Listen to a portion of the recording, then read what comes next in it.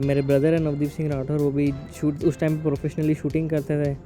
तो उन्हीं उस टाइम पे जब उनका पेपर वगैरह में न्यूज़ वगैरह आता था तो मुझे भी ऐसा लगता था कि मुझे भी ये करना है। सर पहले कुछ 1890 समथिंग कुछ था, दैन हमने फिर उसको 93 करके, पहले चाइना का ही था, तो चाइना में जाके उन्हीं का रिकॉर्ड बना के हमने अपने देश का रिकॉर्ड बनाया। तो कहीं ना कहीं ये मध्य प्रदेश बोल रहा हूँ कि ये कहीं ना कहीं हमारे हिंदुस्तान में एक कहीं ना कहीं एक लैग है, जो पेरेंट्स के मन में एक डर है कि अपने बच्चों को स्पोर्ट्स में डालें नहीं डालें।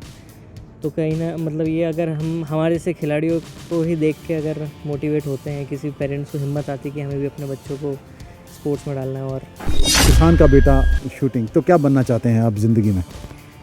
सर मेरा तो लाइफ का एक ही गोल है कि मेरे को ओलंपिक में मेडल जीतना है, और यही सोच के हमने शुरुआत करी थी और उसी के डायरेक्शन में हम चल रहे हैं अभी।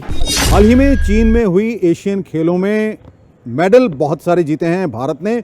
गुरु नानक देव यूनिवर्सिटी अमृतसर के 13 मेडल आए हैं। हमारे साथ कुछ यहाँ के खिलाड़ी हैं जिन्होंने देश का नाम रोशन किया है। सबसे पहले हम बात करेंगे ऐश्वर्या प्रताप सिंह तोमर की, जो कि गुरु नानक देव यूनिवर्सिटी के स्टूडेंट हैं। इनके 4 मेडल आए हैं शूटिंग में। ऐश्वर्या, पहले तो आपको बहुत बहुत बधाई हो। Thank you sir, thank you. तो थोड़ा मैं जानना ये चाहूँगा कि आपने मेडल किस तरह आपने अपने शूटिंग के सफ़र की शुरुआत की? सर वैसे मुझे शूटिंग का तो बचपन से काफ़ी शौक़ था जी। और जैसे कि मैं मेले वगैरह जो होते हैं तो वहाँ पे भी मोस्टली जाके वो बलून फोड़ने वाले ही गेम खेलता था। जी। और मेरे ब्रदर है नवदीप सिंह राठौर, वो भी उस टाइम पे प्रोफेशनली शूटिंग करते थे। तो उन्हीं उस टाइम पे जब उनका पेपर वगैरह में न्यूज़ वगैरह आता था तो मुझे भी ऐसा लगता था कि मुझे भी ये करना है। देन फिर मैंने 2015 में प्रोफेशनली शूटिंग स्टार्ट कराया उनके अंडर मैंने, और मध्य प्रदेश शूटिंग एकेडमी से मैंने स्टार्ट किया था, और वहीं से मेरा सफ़र शुरू हुआ है सर शूटिंग का। तो मतलब बड़े भाई आप उनको देखते थे कि उनका नाम छपता है, इस वजह से आपको मोटिवेशन मिला? बिल्कुल बिल्कुल सर। तो शुरुआती दौर में देखिए अभी आप बहुत यंग हैं और अभी आपने 4 मेडल, मेरे ख्याल से आपके 2 गोल्ड आए हैं। और कौन कौन सी में आपने कौन कौन से मेडल जीते? सर जैसे हमारे शूटिंग में मैं 2 इवेंट खेलता हूँ, 50 मीटर और 10 मीटर। तो उन दोनों में मेरा टीम गोल्ड है, और जिसमें दोनों में हमारी टीम का वर्ल्ड रिकॉर्ड है।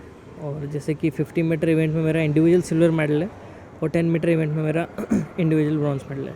तो कैसे वर्ल्ड रिकॉर्ड पहले कितना था, तो आपने क्या वर्ल्ड रिकॉर्ड बनाया? सर पहले कुछ 1890 समथिंग कुछ था, दैन हमने फिर उसको 93 करके, पहले चाइना का ही था, तो चाइना में जाके उन्हीं का रिकॉर्ड बना के हमने अपने देश का रिकॉर्ड बनाया। अच्छा, अब आपका क्या टारगेट है नेक्स्ट? अब क्या? सर अगला टारगेट यही है कि अभी 2024 के जो पेरिस ओलंपिक है उसमें पार्टिसिपेट करना है और देश के लिए मेडल जीतना है। तो यूनिवर्सिटी में आप कौन से डिपार्टमेंट में और कब से हैं यूनिवर्सिटी में? सर मेरा ये फाइनल ईयर चल रहा है और मैं यहाँ पे बीपीएस का कोर्स कर रहा हूँ। और जैसे कि काफ़ी यूनिवर्सिटी की तरफ से भी काफ़ी हमें सपोर्ट है कि हमें किसी भी चीज़ की टेंशन लेने की ज़रूरत नहीं, और हम अपना गेम पे पूरा फोकस रखें और हमारा एजुकेशन भी साथ साथ चलता रहे। कितना समय आपको 24 घंटे में देना पड़ता है अपनी गेम को? सर अगर देखा जाए तो जो मेरा डेली का रूटीन रहता है तो वो सुबह से हम ट्रेनिंग पे लगते हैं 8 बजे, और फिर हम करीब शाम को 5 बजे के करीब फ्री होते हैं। देन उसके बाद हम फिज़िकल फिटनेस करते हैं, देन हमारा डेली का रूटीन ख़त्म होता है। नहीं, तो आप पढ़ाई किस समय करते हैं? आप सारा दिन तो आपका खेलने में निकल जाता है।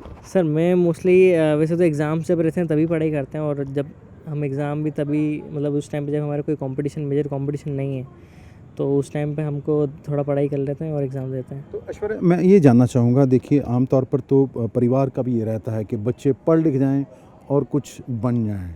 तो आपके परिवार में कभी ऐसा प्रेशर रहा, या तू किस पंगे में पड़ रहा है यार, अपनी ज़िंदगी इस तरफ बना? सर एक्चुअली क्या है कि मैं पढ़ाई में इतना अच्छा था नहीं, तो घर वालों ने भी सोचा कि रिस्क लेना बनता है। अगर मैं अच्छा होता तो मैं बिल्कुल श्योर था कि मेरे को कोई शूटिंग कराना तो वाला नहीं था। और जैसे कि पेरेंट्स का काफ़ी बड़ा रोल रहता है कि आप उनका जो ये डिसीज़न रहता है कि बच्चों को स्टडीज़ से हटा के स्पोर्ट्स में डालना है, और अगर वो स्पोर्ट्स में नहीं कुछ कर पाया तो फिर ना स्टडी का बचा ना स्पोर्ट्स का बचा। तो कहीं ना कहीं ये मध्य प्रदेश बोल रहा हूँ कि ये कहीं ना कहीं हमारे हिंदुस्तान में एक कहीं ना कहीं एक लैग है, जो पेरेंट्स के मन में एक डर है कि अपने बच्चों को स्पोर्ट्स में डालें नहीं डालें।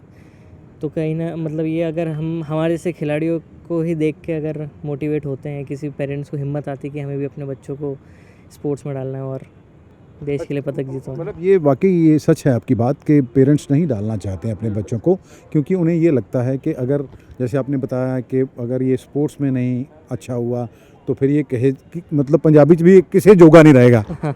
बिल्कुल बिल्कुल सर, ऐसा ही है। तो शुरुआती आपके पिताजी क्या करते हैं? सर पापा मेरे फार्मर है। अच्छा, एक किसान का बेटा शूटिंग, तो क्या बनना चाहते हैं आप ज़िंदगी में? सर मेरा तो लाइफ का एक ही गोल है कि मेरे को ओलंपिक में मेडल जीतना है, और यही सोच के हमने शुरुआत करी थी और उसी के डायरेक्शन में हम चल रहे हैं अभी। अच्छा, कल पंजाब सरकार कल प्रधानमंत्री नरेंद्र मोदी ने भी आपकी मुलाकात हुई कल उनसे, और एक दिन पहले शायद भगवंत मान जो पंजाब के मुख्यमंत्री हैं उन्होंने भी सम्मान किया था कुछ लोगों का। सर जैसे अभी कल जो प्रोग्राम था उसमें हम उनसे मिले, और जैसे कि हमारे जो प्रधानमंत्री जी हैं वो स्पोर्ट्स में काफ़ी इंटरेस्टेड हैं और 1-to-1 इंटरेक्ट करते हैं। जैसे कि 2000 कौन सा टोक्यो ओलंपिक्स के बाद उन्होंने हमसे मिले थे, 1-to-1 बात करी थी। तो वो जो इंटरेक्शन होता है ना, उससे काफ़ी मोटिवेट होते हैं हम कि अब जो अपने देश के इतने बड़े लीडर है वो हमसे इतना अच्छे से बात कर रहे हैं, हमारे साथ इंटरेक्ट कर रहे हैं, तो वो काफ़ी मोटिवेटिंग रहता है हमारे लिए। तो कहाँ कल दिल्ली में कहाँ मुलाकात हुई उनसे? सर एक स्टेडियम था, आई थिंक JLN स्टेडियम, मेरे को नाम नहीं पता, बाकी दिल्ली में हुई है। तो कुछ उन्होंने कुछ मोटिवेशनल अपनी स्पीच में या आपसे कुछ कहा हो, या आप कुछ लगा हो पहली बार प्रधानमंत्री से मिलने जा रहे हैं तो क्या? नहीं, वैसे तो मैं उनसे दूसरी बार मिला हूँ, और जैसे कि उन्होंने सारी चीज़ों के बारे में बताया कि अभी तक उनने इंफ्रा में कितना काम किया है, जो बजट है कहाँ से कहाँ ले गए हैं, और जैसे कि एशियन गेम्स का जो रिकॉर्ड हम सब ने मिल के तोड़ा है, और काफ़ी और मेहनत करेंगे और अगले एशियन गेम्स में 107 का रिकॉर्ड भी तोड़ेंगे, और आने वाले ओलंपिक्स में भी और ज़्यादा मेडल जीतेंगे। चलिए, आप कुछ मैसेज देना चाहें न्यू एथलीट्स को? हाँ, युवा जनरेशन को। देखिए आजकल पंजाब में तो खास, क्योंकि यूनिवर्सिटी अमृतसर में है, पंजाब में है, तो यूथ एक गलत रास्ते पे चल पड़ा है, तो उसको लेकर आप क्या मैसेज देना चाहेंगे? सर अब जैसे मैं कुछ मतलब जितना मैंने देखा है कि यहाँ कुछ बच्चों की जो मेंटालिटी रहती है कि उनको ऐसे कि हमको हर चीज़ ट्राई करनी है, वो भले बुरी भी हो, तो बट ये एक माइंडसेट है कि हमको हर चीज़ ट्राई करनी है, हर चीज़ एक्सपीरियंस करनी है, बट ये ज़रूरी नहीं है कि आपको हर चीज़ ट्राई करनी है। आप अपनी लाइफ का कोई अच्छा पॉजिटिव एक अच्छा अपना एक गोल बनाइए और उसी के डायरेक्शन में अपना काम करिए, और ये फालतू की चीज़ों में ज़्यादा ना पड़े तो ज़्यादा सही रहेगा और लाइफ काफ़ी ईजी हो जाएगी। क्योंकि ज़िंदगी ना मिलेगी दोबारा, ये जो उल्टे चक्रों में लोग पड़ते हैं वो अपना भी भविष्य बर्बाद करते हैं और अपने परिवार और पेरेंट्स का भी। बिल्कुल सर, क्योंकि वो एक बच्चे का उसका एक कोई गलत डिसीजन पूरे परिवार को भुगतना पड़ता है। चलिए, धन्यवाद हमारे साथ बात करने के लिए, और हमारी तरफ से आपको ढेर सारी शुभकामनाएं। ये ऐश्वर्या प्रताप सिंह हैं, मध्य प्रदेश से हैं मूल रूप से, और यूनिवर्सिटी में पढ़ाई करने के लिए यहाँ आए हुए हैं। अब इन्होंने 4 मेडल जीते हैं, जैसे इन्होंने बताया कि इन्होंने वर्ल्ड रिकॉर्ड भी तोड़ा है, और अब भी ये अगले साल जो 2024 में ओलंपिक्स के लिए तैयारी करनी इन्होंने शुरू कर दी है, और हम इन्हें शुभकामनाएं देते हैं कि एक बार ये फिर ओलंपिक में मेडल जीत के आएँ और हम इनकी फिर इंटरव्यू करें। अमृतसर से D4 न्यूज़ के लिए दीपक भंडारी की खास रिपोर्ट।